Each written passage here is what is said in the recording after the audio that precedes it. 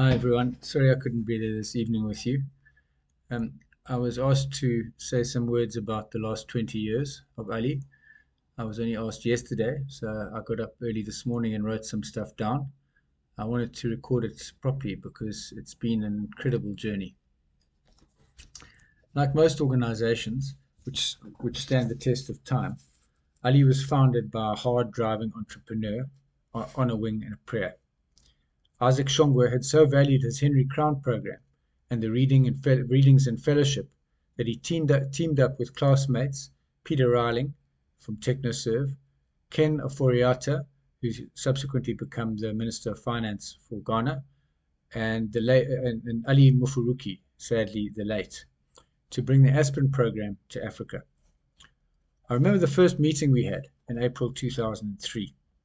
We sat in the Barlow World offices, munching on snacks and enjoying corporate hospitality, whilst Isaac told us what this initiative was all about. We will send you reading lists with excerpts from Plato's Republic, Aristotle's Nicomachean Ethics, Hobbes's Leviathan, Darwin's Descent of Man, Marx's Communist Manifesto, Simone de Beauvoir's The Second Sex, Isaiah Berlin's On Liberty, that sort of thing. And then we'll get moderators to come out from Aspen to moderate you guys to discuss those readings. I remember thinking to myself, that's going to work. We were skeptical, but we marveled at Isaac's infectious enthusiasm. We looked around at each other and we started talking as fellows, and we realized that we were a very diverse bunch with only one common thread. We were all FOIs. The F having nothing to do with the description of the load on that ship leaving Simonstown a few months ago. It stood for Friends of Isaac. We thought this was going to be the name of our class, but we were too disorganized to formalize it. So we got assigned the rather unoriginal name, Inaugural Class. Our class period was from 2003 to 2005. What was striking about the memory of our experience was what an important part in most of our lives had been the anti-apartheid struggle of the 1970s and 90s and 1980s. Several of our classmates had spent arduous months and years in apartheid prisons, some enduring terrible torture. The struggle was a visceral backdrop to our discussions of the ethereal readings and informed almost all of our debates. Observing fellows from the 12th and 13th class and doing the maths to see that the 80s was at best a childhood memory and for many an historical period is a tribute to Ali's longevity and sobering for us greying elders. So yes, Ali has stood the test of time. We've built solid foundations, and by this coming September we'll have graduated our 13th class, so some 260 fellows, all of whom have gone through the rigorous debates and discussions of the sometimes impenetrable readings, have had that nervous feeling of arriving at Spear, wondering what on earth this is about, had that sinking feeling, reading the same paragraph of Aristotle for the 10th time, with no discernible improvement in comprehension. We've done that first read-through of Antigone, thinking how on earth are we going to herd the cats of our class to put together a play with any semblance of meaning. And we've had that satisfying feeling after the performance on the Monday night of the Aspen seminar of every class in Ali, and indeed every class in the AGLN of all fellowships around the world, thinking to oneself and expressing to one's fellows and budding theatre performance stars, well, that was definitely the best Antigone ever. And have the moderators and other rather long-suffering audience members smile indulgently and agree, yeah, that was the best, no doubt. And we've had that experience of moderated discussions, of trying to express our confused thoughts in succinct and sometimes not so succinct contributions to the class discussions, and felt the light come on in our minds about the readings as others give their views and the moderators prod and nudge the ideas forward. And the moderators for Ali started off with the best. Keith Berwick, Peter Riling, Skip Battle. The efforts that they made to get our Ali program off the ground. Skip Battle, flying from San Francisco to Barlow World in Mpumalanga. This is someone who is a board member of Netflix, a board member and on the audit committee of LinkedIn, an early stage investor of GoPro, Expedia, and Netflix, flying 36 hours to spend 6 days moderating 4 seminars for the first 4 classes. Think of the effort, the time, the prioritization that took.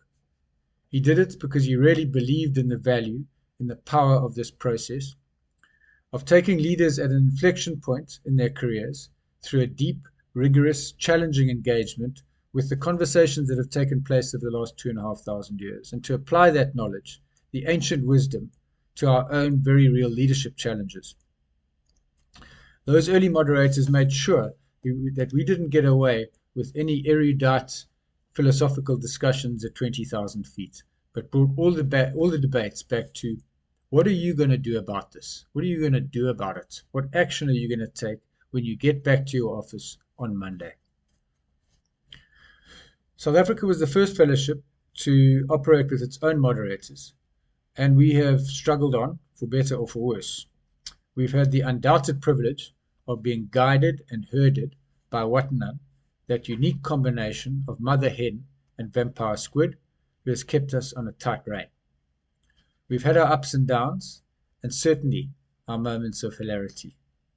When Dele was running his media company in Nigeria, he would get on a plane in Lagos at 12 o'clock at night, arrive in Johannesburg at 5 a.m., come down, fly straight down to Cape Town on the connecting flight, and drive out to Spear to be at the seminar table that morning.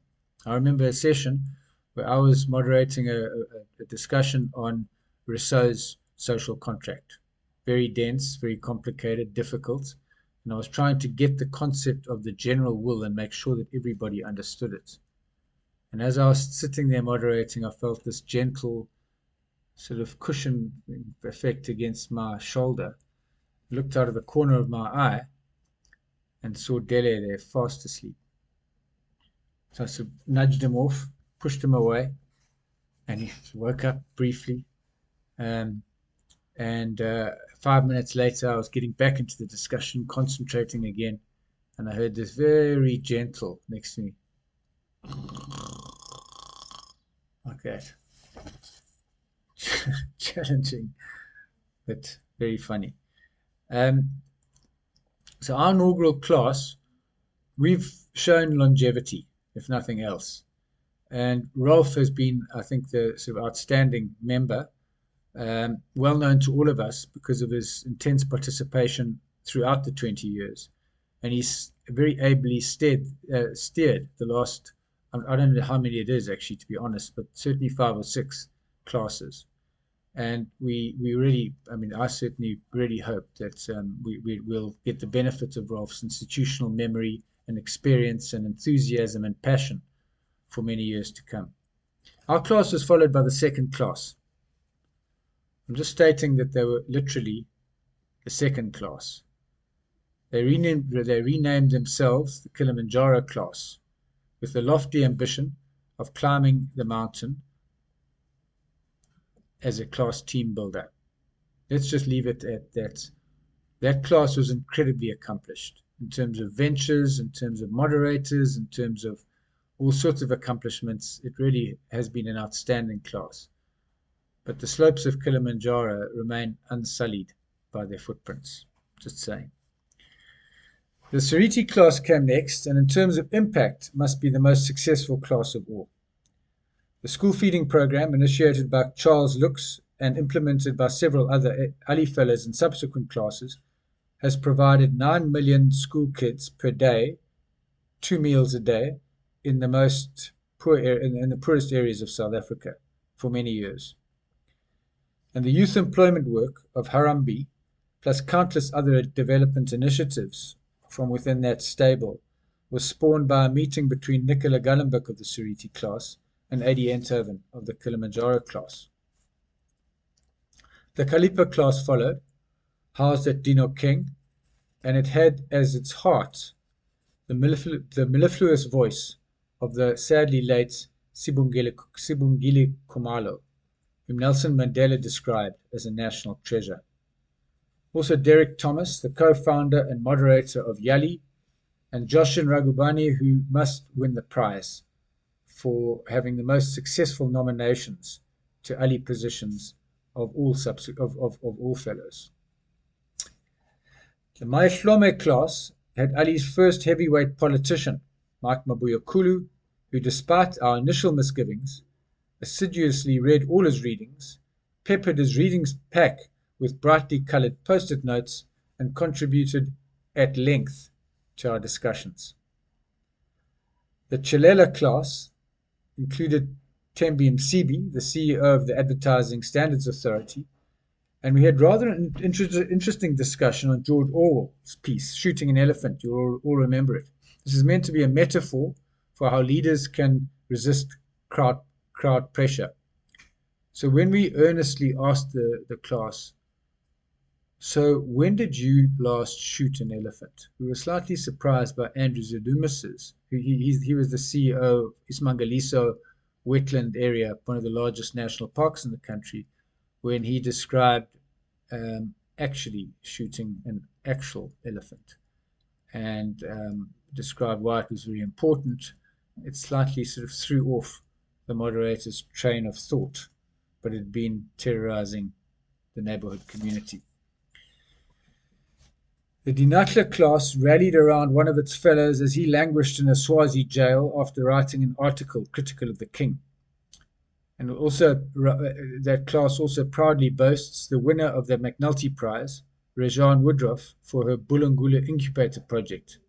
Also, that class has Tsakani Maloleke, our favorite celebrity, doing incredibly valuable and thankless work. But on the McNulty Prize and the McNulty process, Ali punches above its weight on the world stage. Dele also won the McNulty Prize for his media work in Nigeria. And in terms of the number of McNulty laureates, finalists, and prize winners, Ali, I think, still has the most out of any fellowship, including the Henry Crown. We have far fewer classes.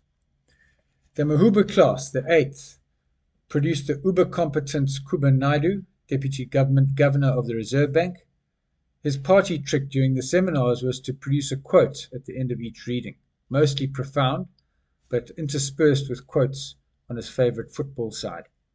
We also had our first crop of comrades marathon runners in Derek Msibi, and everyone knows Raymond, that's Raymond Ndlovu, who started out life as a hard-working Zimbabwean, but has ended up as part of the Stellenbosch Mafia.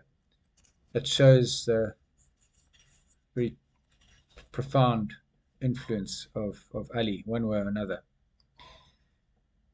The Torero class had the other half of the famous Maloleke sisters, Basani. They seem to take it in turns, one being more famous than the other. And then the next one, and it sort of goes backwards and forwards. And Linda Mateza, who managed not billions but trillions of rands, and seemed to be so calm and collected under the circumstances. That class also had Kulakani Mate, our first heavy-hitting government fellow, deeply embedded in the belly of the beast, but remarkably cheerful and good-spirited under the circumstances. This cursory glance at the fellows shows conclusively that we select for diversity. There's no typical Ali fellow, no one type. We select fellows who have deeply opposing views on business, politics, the environment, and on how to construct a good society. And our readings illustrate and amplify the opposing views. So our purpose is not to reach chummy agreements, but to challenge our fellows with well-constructed arguments against their worldview, to examine the idea of compromise and to test its limits, to unsettle and to stretch our fellows. The debates on race, gender, politics, and economics are rare. Genuinely different opinions, voiced within a safe space, moderated so that everyone has a fair chance to express their views, and with the writings of great thinkers to anchor the discussions. There are very few, if any, other places in South Africa, or indeed the world, where such communication can occur. It is infinitely precious. The 10th class, Exceed, is living proof of the diversity of Ali, with the chairperson of Investec, Kumo Shunyani, Uber DJ and producer, Glenn van Logerenberg, and Busani Naweni, successor to Kulakani, serving in the office of the president at the time of the class. Takano, class 11, had Bungiwe Mlangeni, CEO of the Social Justice Initiative, at the table with the super polished Tumeleng Mahabane, the PR guru, and who had infinite and with infinite flair provided by Nomalanga Mkhize, professor and Xhosa storyteller from the Nelson Mandela University. Class 12, Isilimela, had their auspicious start on the 5th of March 2020. And the headmaster of Hilton College, a fellow of that class, George Harris, was interrupted during one of the dinners to be told that the first confirmed COVID case had been identified on his school premises. They've soldiered through and are graduating this August.